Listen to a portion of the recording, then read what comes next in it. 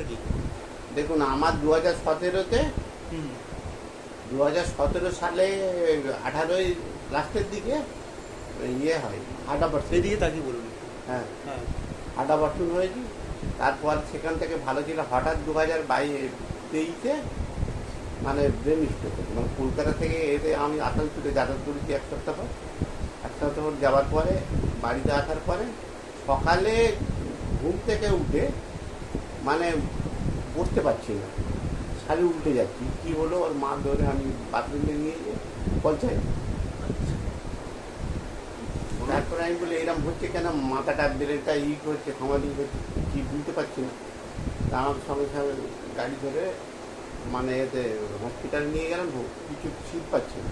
আচ্ছা। রাস্তায় সিএমআরা এসে ভর্তি করেছে, করতে রাত 9টা করে।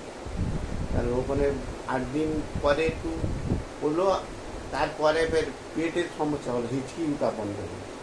তারপরে ওখান থেকে হলো আবার মনে হয় হয়েছিল, তখন আমি আর জ্ঞান নেই।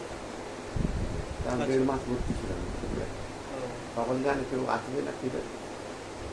তখন তো হাতে ফাতে কিছু ইয়ে ছিল। আচ্ছা। এখানে একটু মানে জ্ঞান অবস্থায় খুব একটা ছিল না। এখন আপনার কি কি সমস্যা হয়?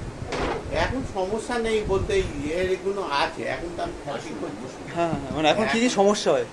এখন কোনো সমস্যা নেই না? সমস্যা সমস্যা এই হাতে শক্তি এখনো পর্যন্ত এটা দাম থাকে পায়েতে। আচ্ছা। ইয়ে নাই মানে হাঁটতে একটু অসুবিধা হয় বলতে একা একা খালি হাতে যাই।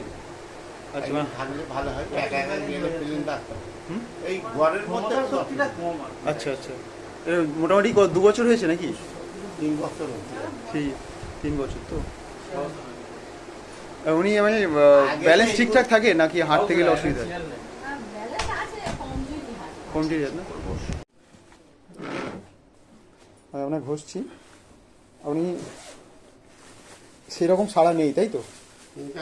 এটা যেটা খুঁজছে আগে একদম ছিল না, এখন ওটা আপনি কিছু দিচ্ছেন সেটা এখন বুঝতে পারছেন তাই তো?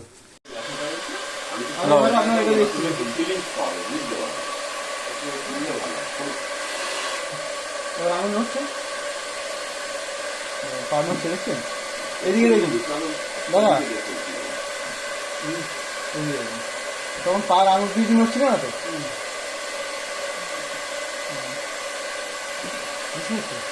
তখন কোনো সেন্স ছিল না। বন্ধু আরাম লাগে।